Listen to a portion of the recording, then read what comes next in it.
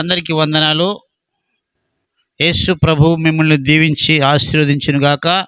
ప్రియమైన వాళ్ళారా, ఈరోజు దేవుని కృపను బట్టి మరి దేవుడు నా హృదయంలో పెట్టినటువంటి విషయాలని మీకు ప్రస్తావించాలని ఆశపడుచున్నాను. 2 రాజుల గ్రంథంలో 20వ అధ్యాయము హిజ్కియా రాజు గురించి మీతో కొన్ని విషయాలు మాట్లాడాలని ఆశపడుచున్నాను. 2 రాజుల గ్రంథం 20వ అధ్యాయం 1వ వచనంలో ఏముందంటే, ఆ దినములలో హిజ్కియాకు మరణకరమైన రోగము కలగక ఆమోజు కుమారుడును ప్రవక్తనైన యేషయా అతని యొద్దకు వచ్చి, నీవు మరణమవుచున్నావు, బ్రతుకవు గనుక నీవు నీ ఇల్లు చక్కబెట్టుకోమని యెహోవా సెలవిచ్చుచున్నాడని చెప్పగా, అతడు తన ముఖము గోడ తట్టు తిప్పుకుని, యెహోవా యథార్థ హృదయుడనై సత్యముతో నీ సన్నిధిని నేనెట్లు నడుచుకుంటునో, నీ దృష్టికి అనుకూలంగా సమస్తమును నేనెట్లు జరిగించుతినో కృపతో జ్ఞాపకం చేసుకోమని హిజ్కియా కన్నీళ్లు విడుచుచు యెహోవాను ప్రార్థించెను. ప్రియమైన వాళ్ళరా, ఇక్కడ హిజ్కియా అనేటువంటి రాజు దావీదు యొక్క వంశానికి సంబంధించిన వాడు. అయితే హిజ్కియా రాజు దగ్గర ఒక ప్రవక్త వెళ్ళాడు. ఎవరు ప్రవక్త అంటే యేషయా అనేటువంటి ఒక ప్రవక్త మరిక వెళ్ళాడు. యేషయా ప్రవక్త వెళ్ళి ఏం చెప్పాడంటే ఆ రాజుతోటి, నీకు మరణకరమైన రోగము వచ్చినది, అయితే నీవు చనిపోతావు కొద్ది దినంలో, కాబట్టి నీ ఇంటిని చక్కపెట్టుకో అని చెప్పి దేవుడు చెప్పినటువంటి మాటను చెప్పి ఆయన తిరిగి వెళ్ళిపోవడం జరిగింది. అయితే హిజ్కియా ఆ మాట విని కంగారు పడిపోయాడు, కానీ ఆయన ఎవ్వరితో ఏం చెప్పలేదు. ఆయన రాజు స్థానంలో ఉన్నాడు కనుక ఏ సైనికుడితో చెప్పలేదు, ఏ మంత్రితో చెప్పలేదు, తన కుటుంబ సభ్యులతో చెప్పలేదు. ఆయన ఏం చేయలేదు, నా కొరకు ప్రార్థన చేయండి అని ఏ సేవకుడితో కూడా చెప్పలేదు, ఏ సంఘంతో కూడా చెప్పలేదు, ఎవరితో ఏం చెప్పలే. ఆయన ఒక నిర్ణయానికి వచ్చాడు. ఆయన ఎమ్మటే ఆ నిర్ణయం అమలులో పెట్టాడు. ఏమిటి ఆ నిర్ణయం అంటే, ఆయన గోడ తట్టు తిరిగి కన్నీళ్లు విడిచి ప్రార్థన చేస్తున్నాడు. ప్రియమైన వాళ్ళారా, మనకేదైనా కష్టం వచ్చినప్పుడు ఫస్ట్ మనకు ఎవరెవరు తెలుసో అందరికి చెప్పేస్తాము, లేకపోతే మనలో మనము కుమిలిపోతాము, లేదా మనలో మనము భయపడిపోతాము. మనలో కొంతమంది అయితే ఏదైనా భయంకరమైన విషయం చెప్తే హార్ట్ అటాక్ కూడా వచ్చేస్తుంది. కానీ హిజ్కియా మాత్రము ఏం చేయలేదు అని ఆయన దేవుడికి మాత్రమే ప్రార్థన చేశాడు, కన్నీళ్లు విడుచుకుంటూ. ఆయన ఏమని ప్రార్థన చేశాడంటే,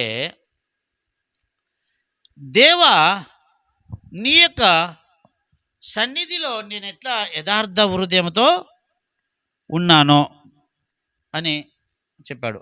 అంటే యథార్థవంతులు దేవునికి ఇష్టమైన వారు.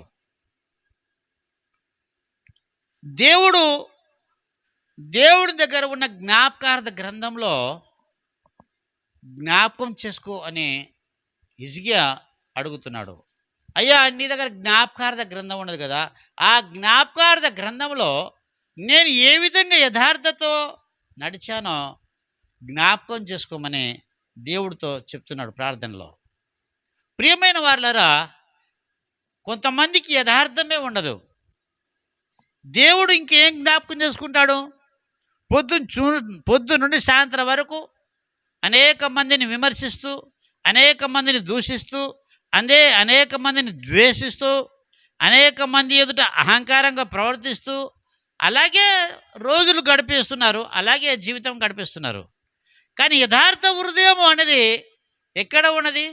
హిజ్కియా చెప్తున్నాడు, నీ జ్ఞాపకార్థ గ్రంథంలో నేను ఏ విధంగా యథార్థతతో నేను ప్రవర్తించానో జ్ఞాపకం చేసుకోమంటున్నాడు. ప్రియమైన వాళ్ళరా, అదేవిధంగా ప్రియమైన వాళ్ళరా, ఆయన నీ దృష్టికి మరి నేను ఏ విధంగా సత్యముతో మరి నడిచాను అంటే, ఒకటి యథార్థ హృదయం, రెండోది సత్యముతో. సత్యం అంటే ఏంది? వాక్యము.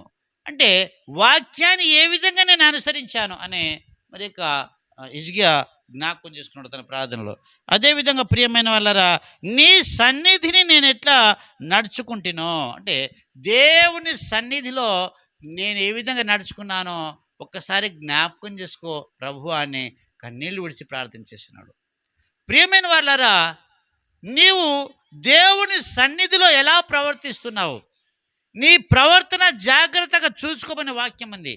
నీవు దేవుని మందిరంలో వెళ్ళినప్పుడు నీ ప్రవర్తన జాగ్రత్త చూసుకోమని ఉంది. నీ ప్రవర్తన కూడా దేవుని సన్నిధిలో ఏ విధంగా ఉందో అది కూడా ప్రధానమైన విషయం ప్రియమైన వాళ్ళరా. అదేవిధంగా మరి ఈ విధంగా కృపతో జ్ఞాపకం చేసుకోమని చెప్పాడు.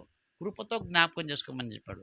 ఆయనేమో దేవుని మీద మరి ప్రభువా నేను ఎంత యథార్థవంతుణ్ణి, నేను ఎంత దేవుని సన్నిధిలో అంత గడిపాను, ఇట్లా చేశాను, ఇట్లా ప్రార్థన చేశాను, అట్లా చేశాను, అంతమందికి దాన ధర్మాలు చేశాను, ప్రజలను ఈ విధంగా కాపాడాను, నన్ను చంపేస్తావా అని ప్రభువు మీద ఆయన సనుగుడు గుణుగుడు చేయలేదు ప్రియమైన వాళ్ళ.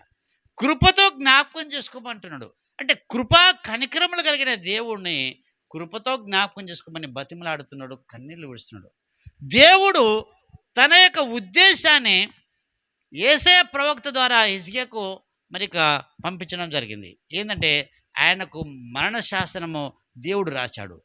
అయితే ఆయన కన్నీళ్లు విడుచుట చూచి దేవుడు తన మనసు మార్చుకున్నాడు, దేవుని యొక్క ఉద్దేశం మార్చుకున్నాడు. హిజ్కియాని చంపాలని, హిజ్కియా ప్రాణము తీసుకోవాలనుకోవట్లేదు. ఇప్పుడు హిజ్కియాకు ఆయుస్సునిచ్చాడు. హిజ్కియాకు ఇంకా 15 సంవత్సరాలు ఆయుస్సునిచ్చాడు. ప్రియమైన వాళ్ళరా, సాధారణంగా ప్రార్థన కాదు కానీ ఆయన కన్నీటితో ప్రార్థన చేశాడు.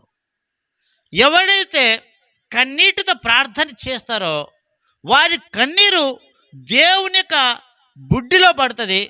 ప్రతి కన్నీటి బిందుకి దేవుడు, ప్రతి కన్నీటి బాష్ప బిందుకి దేవుడు సమాధానం ఇస్తాడు, దేవుడు జవాబునిస్తాడు. ప్రియమైన వాళ్ళరా, హిజ్కియాకి జవాబునిచ్చాడు.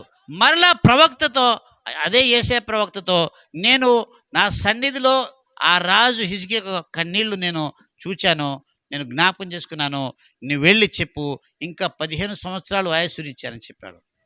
ప్రియమైన వాళ్ళారా, మనము చేసేటువంటి ప్రార్థన దేవుడు జ్ఞాపకం చేసుకుంటాడు. నీవే కష్టాల్లో ఉన్నవా, నువ్వు నష్టాల్లో ఉన్నవా, మరణకరమైన రోగంలో ఉన్నవా, అతి భయంకరమైన అప్పుల్లో ఉన్నవా, అతి భయంకరమైనటువంటి బాధల్లో ఉన్నవా, అతి భయంకరమైన నిందలు ఉన్నవా, అతి భయంకరమైన అవమానంతో ఉన్నవా, అతి భయంకరమైన ఆర్థిక స్థితిలో ఉన్నవా, అతి భయంకరంగా నువ్వు ఏ స్థితిలో ఉన్నావు, దేవుడి సన్నిధిలో నువ్వు నీ కన్నీరు విడిచి నువ్వు ప్రార్థన చేసినట్లయితే దేవుడు నిన్ను జ్ఞాపకం చేసుకుంటాడు. నీ కష్టాలని తొలగిస్తాడు, నీ ఇరుకుల్ని తొలగిస్తాడు, నీ ఇబ్బందుల్ని తొలగిస్తాడు. దేవుడు తొలగించే దేవుడు, నిన్ను నిలబెట్టే దేవుడు, దేవుడు నిన్ను ధైర్యపరిచే దేవుడు, దేవుడు నిన్ను ఓదార్చే దేవుడు, దేవుడు నీ కన్నిటిని తుడిచే దేవుడు. నువ్వు ఏడుస్తూ ఉంటే చూస్తూ ఊరుకునే దేవుడు కాదు. నీనేవే పట్టణస్తులు కన్నీరు గార్చి ఉపవాసం ఉండి ప్రార్థన చేసినప్పుడు నీనేవే పట్టణాన్ని దేవుడు రక్షించాడు. నీనేవే పట్టణము మరిక రక్షించబడాలని యోనా పూర్తిగా అనుకోలేదు, కానీ దేవుడు మాత్రము నీనేవే పట్టణాన్ని జ్ఞాపకం చేసుకున్నాడు. ఈ లోకంలో ఎవడైనా సరే, ఏ కష్టంలో ఉన్నా సరే, ఏ నష్టంలో ఉన్నా సరే, ఏ ఇరుకులో ఉన్నా సరే, ఏ ఇబ్బందులో ఉన్నా సరే, ఏ కరువుతో ఉన్నా సరే, ఏ కాటకంతో ఉన్నా సరే, ఎవడైతే కన్నీరు కార్చి దేవుని సన్నిధిలో ప్రార్థన చేస్తారో వారి కన్నీరు దేవుడు తప్పకుండా తుడిచి వారికి సమస్యను పరిష్కారం చేసి వారిని హత్తుకొని వారిని ముద్దాడి వారిని పైకి లేవనైతే దేవుడు మన దేవుడు. హల్లెలూయా. కావున ప్రియమైన వాళ్ళరా, ఒక కన్నీటి బొట్టు హిజ్కియాని రక్షించింది, ఒక కన్నీటి బొట్టు నిన్ను నీ కుటుంబాన్ని రక్షిస్తుంది. ప్రతిరోజు ఉదయం లేచి దేవుని పాద సన్నిధిలో కన్నీరు కార్చి ప్రార్థన చేసే అనుభవము అలవర్చుకో. నువ్వు అధైర్యపడి, నువ్వు పిరికితనముతో నువ్వు ఏ హాని చేసుకోవద్దు. దేవుడు నిన్ను ధైర్యపరుస్తాడు, దేవుడు నిన్ను ఆదరిస్తాడు, దేవుడు నిన్ను నడిపిస్తాడు. ప్రభు ఈ మాటలు దీవించును గాక. ఆమేన్.